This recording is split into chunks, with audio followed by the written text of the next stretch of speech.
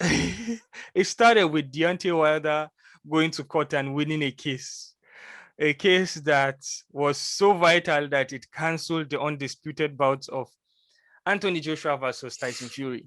So all of a sudden, in a couple of days, we just had that Anthony Joshua is going to fight Usyk, and Deontay Wilder would fight Tyson Fury. Anyway, so we are not interested in the Deontay Wilder fight. We're interested in the AJ and Usyk fight, which is a mandatory, I guess.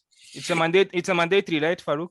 Yes. Yeah, it is. It is. Yeah. All right. So this fight has been mandatory fight. yeah. Heavyweight. This fight has been announced to happen here in the UK in Tottenham Stadium here, and it's going to happen in September. So we are not going to sit down and look forward to AJ and Fury or AJ and Wilder or an undisputed title fight. We are not going to look ahead of Usyk. We want to talk about the AJ Usyk fight and how dangerous it is in making the undisputed title fight a reality. Are we really going to see the undisputed title fight? Is Usyk going to claim an upset like the way that Mexican did? Who is that? Andy Ruiz did. So, guys, what was your first reaction to Usyk versus AJ being made? And do you feel like it's just another hurdle in front of AJ, or you think AJ it's a very serious fight that AJ has to take very serious? So, our resident boxing expert Farouk, first of all, you tell us, what do you think? Your first reaction to this fight being made, and how serious should AJ take this fight? Yeah. My first reaction was like, okay, normal. We're going again for this.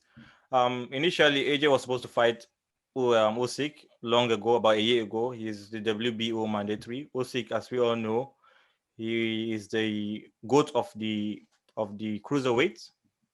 He is the undisputed champion at cruiserweight, and now he moved to heavyweight, which made him mandatory for the WBO belt. So he was supposed to fight AJ for a long time, but because he was tired with Matchroom, he was with Matchroom before he left Matchroom some months back. So Matchroom were trying to push for undisputed while Usyk wait. I think that's one reason why he left Matchroom, because he didn't want AJ to be having that top priority. He also wanted to fight for the belt. So he went on to fight Jared Washington, which is just another normal heavyweight in the top 50. He will end up fighting Derek Chisora as well, which he won both fight via decision. So people expected initially to see Usyk as a major threat to the heavyweights, to the elite heavyweights. But in reality, he's not actually a massive threat, because we've not seen him being able to finish fights the way we wanted to. Boxing skills-wise, technical ability, he has everything on point. But that massive one punch finish, one punch KO is not there. He has not been able to put his opponent away. But notwithstanding, Usyk is a tough opponent, is going to be there and is going to give AJ a tough fight. And I don't think AJ is taking the fight lightly. It's as good as watching a Wilder Fury 3. That's what I would say to you. It's for a title. It's a WBO mandatory. And if AJ loses that belt, that will be over for the undisputed fight. Although, my opinion, the second question is about undisputed. I don't see undisputed happening anytime soon. I think AJ is already pissed off by what happened between Team Fury, and they felt it was all planned. The Top Rank and PBC used them for cloud chasing. They already knew there was a ruling that the third fight would happen, and that is why the Team Fury were being reluctant to negotiate. They were telling Eddie Hearn that this deal will not be possible. The fight will not be possible. It's a pandemic. Where would they get money to fund the fight? So they knew they have a case on ground, which they made Eddie Hearn believe was no issue. They can pay Wilder off, step aside money, and get the fight. But unfortunately for us, this is where we are today. Wilder Fury 3 is happening. AJ is fighting Usyk. Both fantastic fights. I'll watch both fights. But I don't see undisputed happening soon, because something can go wrong. Something may go wrong. AJ may lose the belt, or Fury may lose the belt. And we've seen the past that we could not bring Deontay Wilder and AJ to the table to discuss for undisputed. So if Wilder win the belt, would they be undisputed fight? Even if AJ retain his title, we don't know. So that's what's going to be a hanging case, and I don't see that fight happening anytime this year.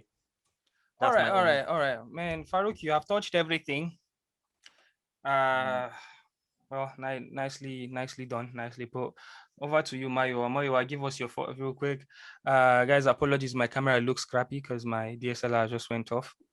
Uh, yeah, now you can see So this was, now you can see the real face. This is what I look like. so Farouk is exactly right. AJ is going to beat Usyk, and guess what they're going to say next? They're going to say Usyk was too small. It's not a tough fight, right? Now Usyk is pound for pound, right? AJ is not on the pound for pound list right now. Yeah. AJ is going to beat Usyk. Do you know about that, JB? I knew. Pound for pound. I heard. AJ is going to watch this guy Usyk, and everybody's going to say that was the easy fight for him. That the guy was too small. They'll say he beat a cruiserweight. That guy is not a heavyweight. Exactly, that's what's going to happen. Now, in terms of the Undisputed fight, like you said, it's tricky because there are a lot of things that had to happen for this fight to be made in August, right? Obviously, they put Usyk on the side. The good thing for AJ is that if AJ beats Usyk is WBA challenger, and he's like, I think he's WBA challenger as well.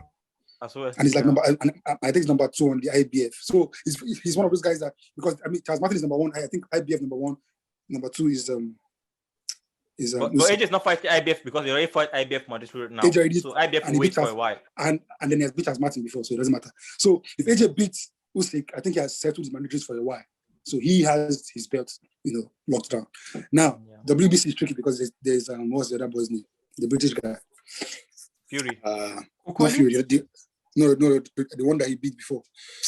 Dylan White. Dylan White. And Dylan White is mandatory. He has been waiting for like 2 years. He's been waiting for a while. 2 years for the WBC. Fight for the belt. So when whoever wins this fight, I don't think that the WBC is going to wait. I think that they're going to mandate whoever wins that belt to fight.